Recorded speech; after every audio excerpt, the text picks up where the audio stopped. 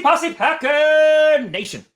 Welcome to another episode of Packcast, the podcast where you don't have to be a Packers fan, but it sure does help. I'm your host, Tom. Yeah, no, I'm not bothered by the 49ers, even though they've beaten us the last 6 out of 9 times. This is going to be easy. Grossi, and we got a Sunday night football game coming up, and Packers fans are trepidatious, if you will, little nervous just because of some recent history with the San Francisco 49ers. And to break down and preview this Sunday night football matchup, we're bringing back an old friend of the show. He's from the Fourth and Gold podcast. Javi, welcome back to the show, bud. Thanks for having me, Tom. This is number 3 now. It's 3. This is the 3rd time. So we're like family at this point. It's not even friend of the pod. It's family of the pod. Now, well, because you've... Packcast, I'm sorry. When we played last year, we won, right? Mm-hmm. Okay, and the first time you beat us. Game. Yeah. Yes. Okay. We come on. Yeah. This is family, huh? This is how you treat family. You bring up those whatever. So basically, you're saying this is the rubber match because you won the first one on your appearance, then I won the second one on the appearance, and so now this is the one. Okay. This is it. Yeah. Okay. This is the one. this is the one. No, it's great to have you back on, man. We have so much to talk about. I'm so curious about the 49ers, their place in the West, and what you kind of make of their first 2 games, because as soon as they got healthy, I was like, 49ers are gonna be a problem this year. Mm-hmm. And I kind of want to go back a little bit and just talk about some offseason stuff first. Yeah. Because you guys had a tumultuous, a crazy, hectic offseason in which I remember I was sitting at school and I was hosting study hall, and the news broke that you're just like, we're trading everything to move up to the 3rd pick. So I'm curious of just your take before you even knew who you were going to take or anything, kind of what's going through the mind after last year. Everybody, including the stadium, goes on IR. You're going to come in refreshed, rejuvenated, healthy, and then you make that massive trade. Kind of what's running through your mind? Yeah, last year was absolutely terrible. $80 million on IR at one point. That was, how do you win games like that? Packers come to town. We got 7 guys on a COVID list, and they're all false positives. It was a disaster. Going into the offseason, I fully expected the 49ers to go after every available quarterback, and they did that, right? They called Carson Wentz. They called Matthew Stafford. They called about Watson. They called about Aaron Rodgers on draft day.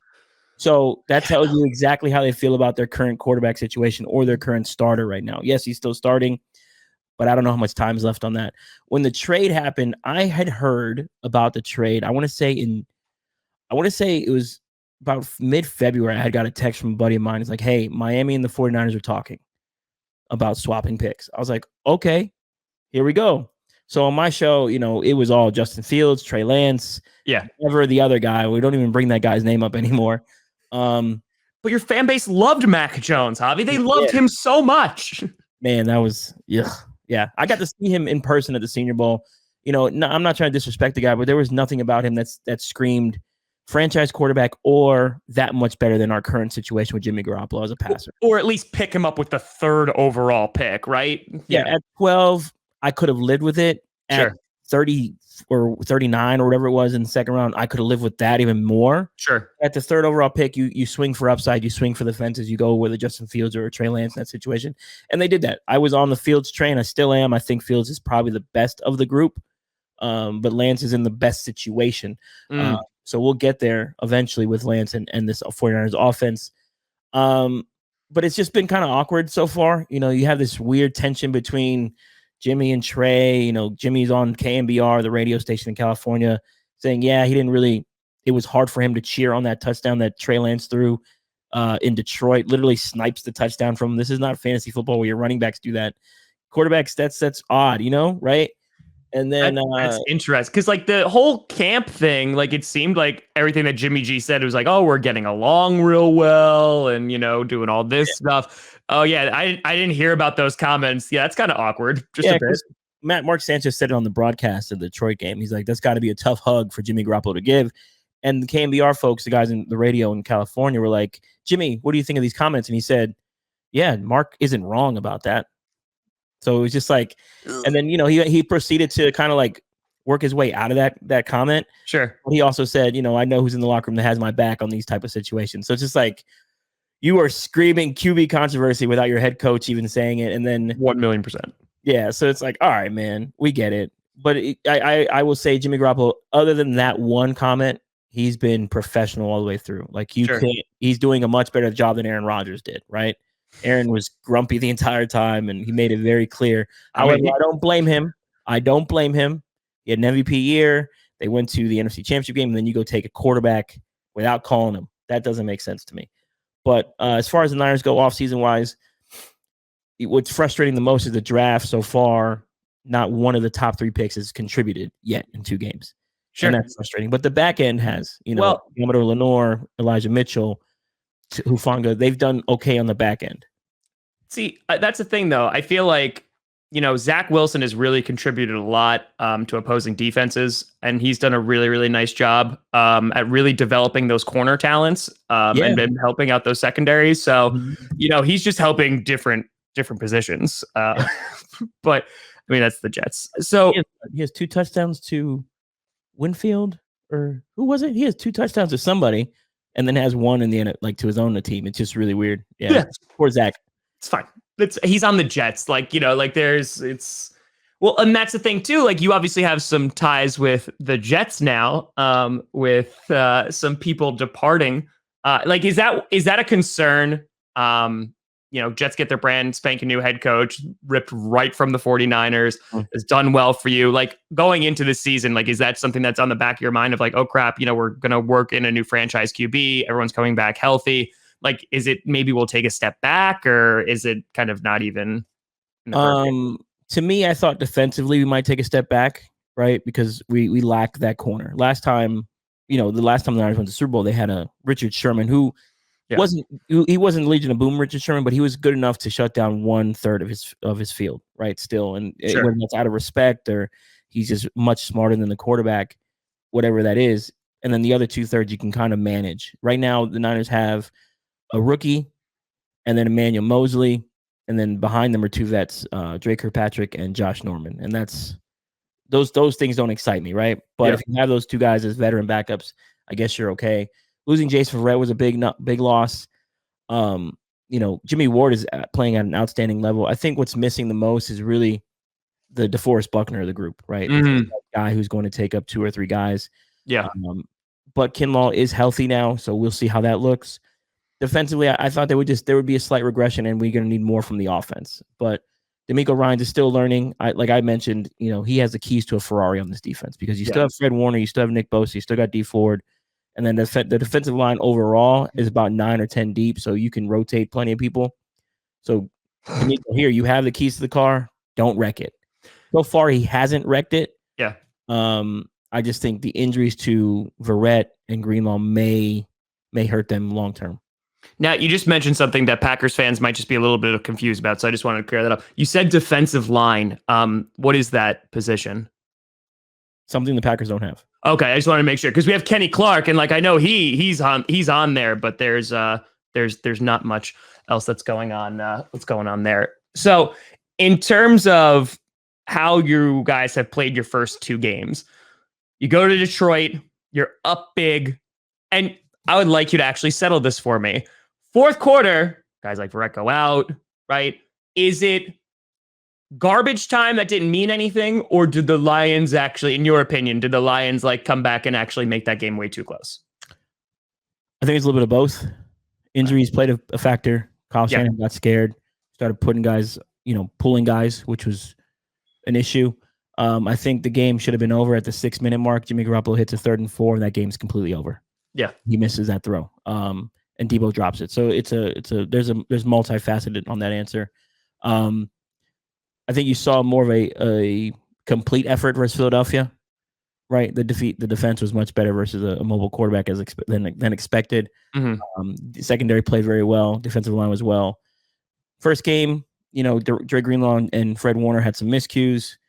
So I think it was a little bit of both at the back end of that Lions game. Lions may just end up being a tough team. I mean, we saw what they did on Monday night. They looked okay. They weren't first terrible. Half, they were good. Yeah, so they might just be a well-coached team, just lacking talent in certain areas. But I think the Niners are more what we saw versus Philly than what they are against the Lions on defense. And focusing on that Philly game, like it wasn't a pretty game, right? It's a low scoring game. You had the Eagles come out and look really good against the Falcons. What does that mean? Nobody knows. But you had Jalen Hurts like look good. Like you mentioned the mobile quarterback. Kind of what are your takeaways from the Philadelphia game? Because like the 49ers defense, you spoke about a regression. Like they're not, again, it's only week 3 now, right? So we're not going to make any grandiose statements or anything like that.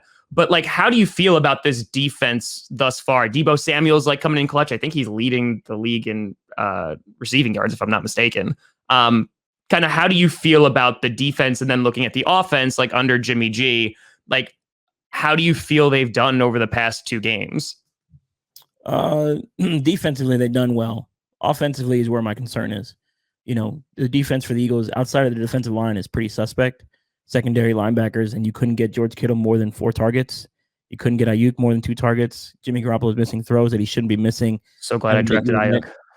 Yeah, so yeah, me too, right? But there is an issue there with the quarterback play, and Kyle has to adjust accordingly based on his quarterback, and that's been the problem. These next 3 weeks will tell us all we need to know about this 49ers offense, because can you match points with the Packers? Can you match points with the Seahawks? Can you match points with the Cardinals? And that's my biggest concern. The defense should be able to hold their end up, but sometimes it's a bend don't break type of thing. There's going to be miscues. You have a rookie at the corner. Sure. You have a rookie defensive coordinator. There's going to be some issues there. And Aaron Rodgers is one of the best. Russell is obviously a top 3 quarterback, and Kyler's slowly working his way into the top 10.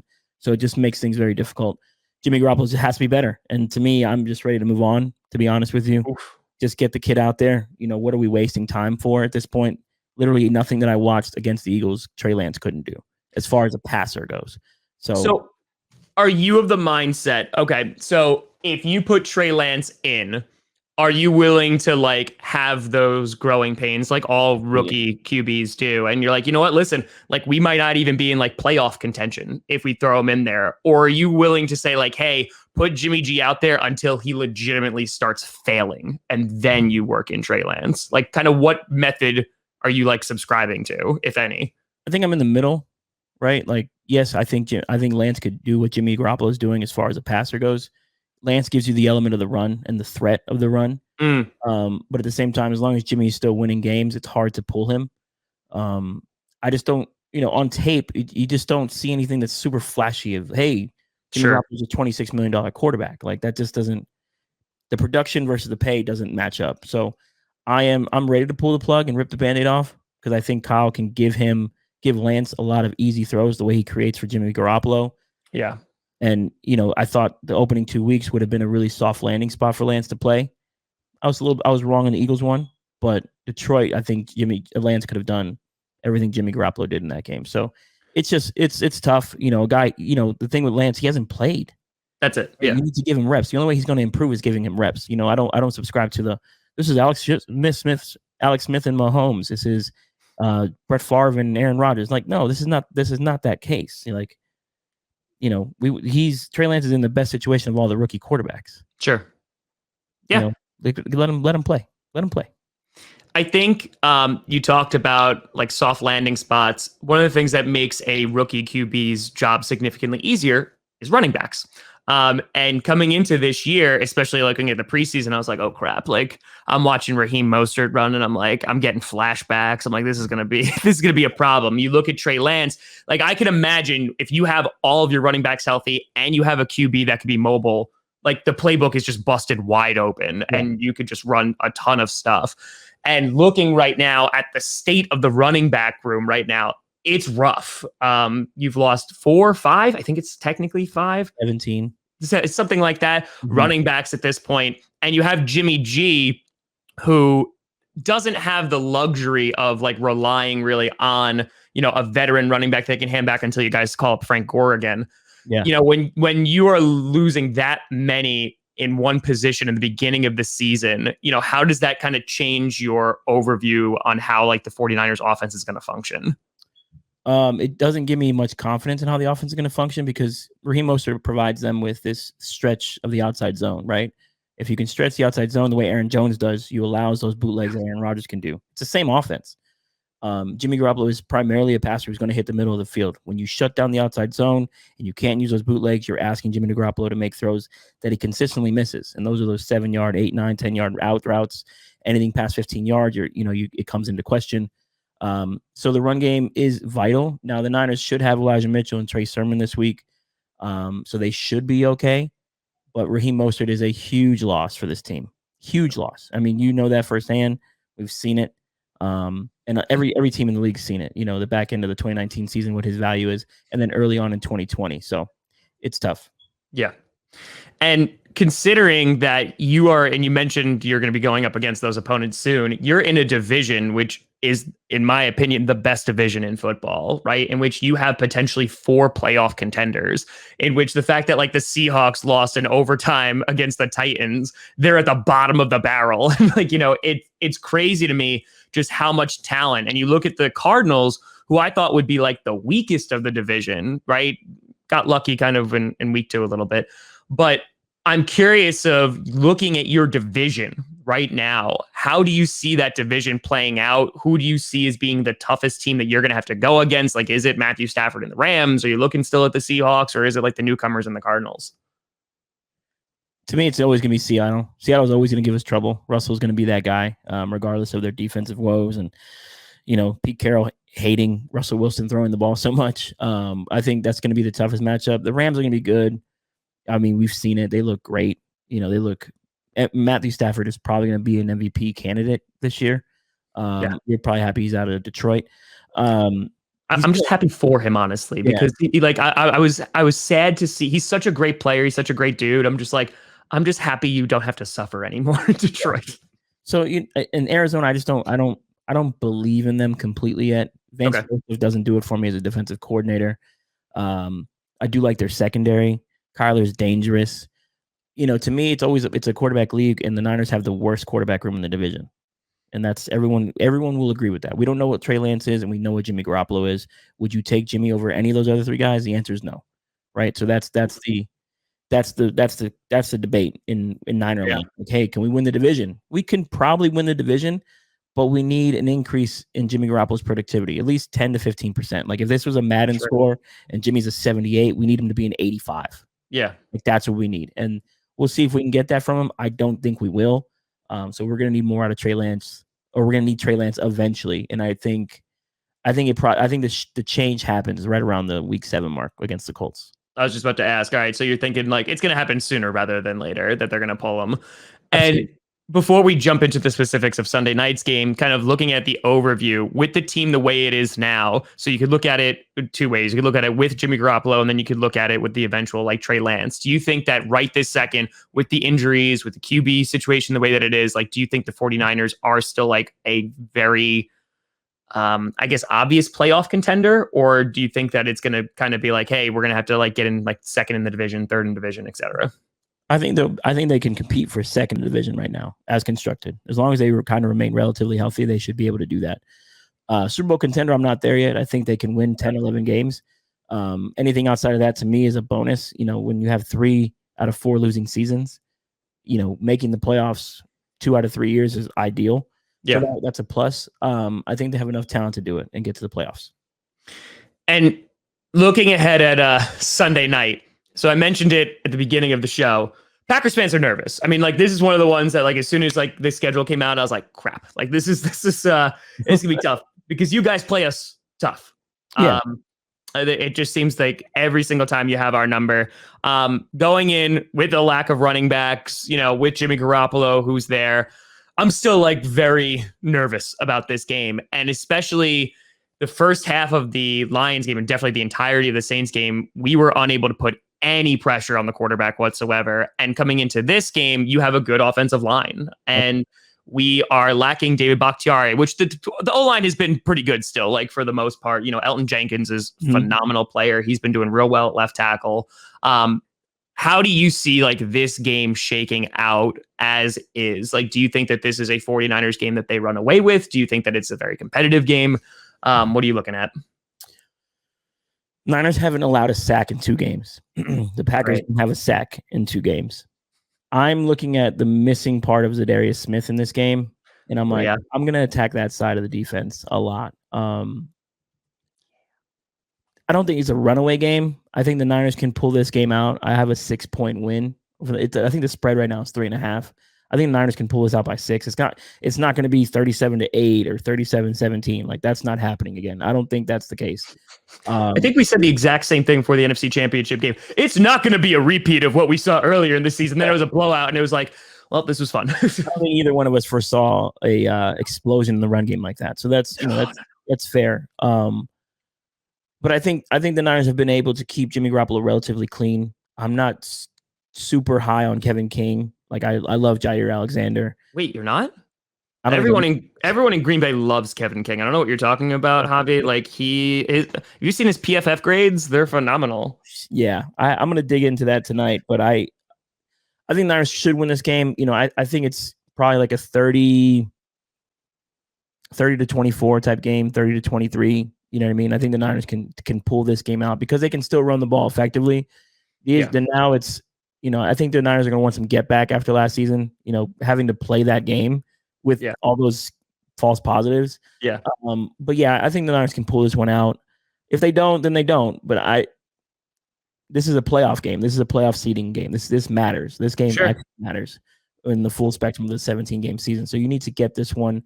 And especially for the Niners, they need to get this because they're going to play Seattle and Arizona right after that. So you need to get this. So, 30-23. I expect Jimmy Garoppolo probably to make a mistake because that's what he does. And I think the Niners should be able to run the ball. Hopefully, Trey Sermon is back from the concussion and Elijah Mitchell can come back a little bit. I think he had a stinger. But we should be able to run the ball against the Packers. And then the passing element is where it gets shaky. And that's kind of what I'm more concerned about. Have the Packers improve their linebacker play and safety play? To me, the answer is no. And I think that's where Kyle's going to attack like he always does. Yeah, well, because I'm wondering if you're going to see, talking about corners for a hot second, because Eric Stokes popped in for a bit during the Lions game. He played very, very well. There was the one miscommunication that led up a touchdown in the beginning, but then he adjusted pretty quickly, has great closing speed. Safeties, I still love Amos and Savage. Savage, he obviously was banged up a bit, and then we were playing without guys like Vernon Scott. I think that the linebackers, you have like a couple mistakes by Devondre Campbell. You have an interception by him. And I think it comes down to Joe Barry, right? Like Joe Barry's supposed to be like that linebacker guru who's supposed to develop all those linebackers. So I think there's just so much unknowns right now about this Packers team, because I will be very honest, watching the first half of that Packers-Lions game, I'm like, this defense is bad. Like, they're just straight up bad. And with like Zadarius Smith is missing, they're not getting any pressure on the quarterback whatsoever. It was rough. And to be fair, the Lions do have a good offensive line, similar to how the 49ers have a really good offensive line. So I think that, Jimmy Garoppolo might have some time to throw and might have some opportunities. So if there is a game that he's going to step it up, a little bit more from George Kittle, potentially, as he usually has some decent games against the Packers. And well, that's his specialty. Sunday night Kittle is a big thing. And I'm looking at Campbell specifically because the last time Campbell played Kittle was in 2019 Atlanta versus the Niners. Yes, the Niners lost that game, but I think Kittle had 13 receptions for like 180. Great. So there's that. I don't know.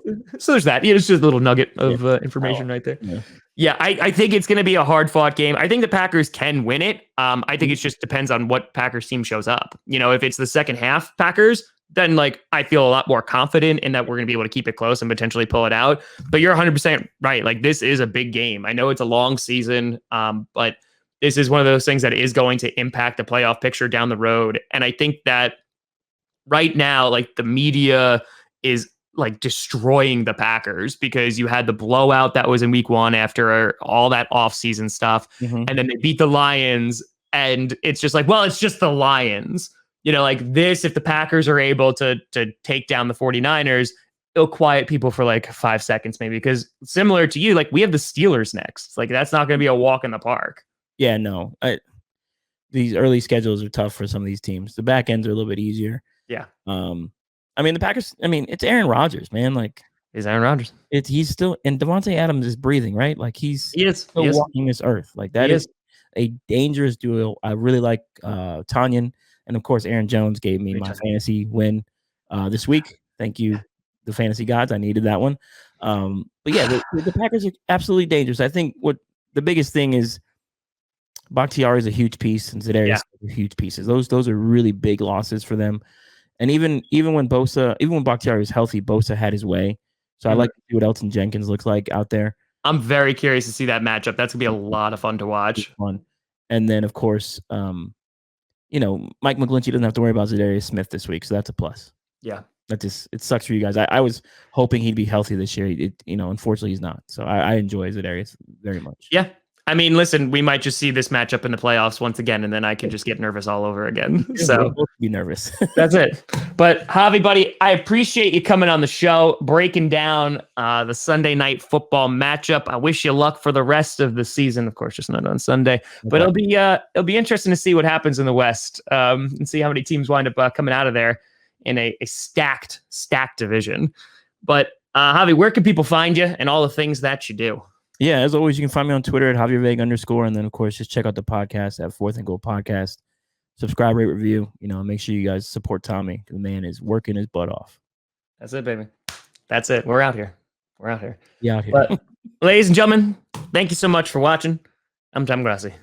And as always, go Pack, go.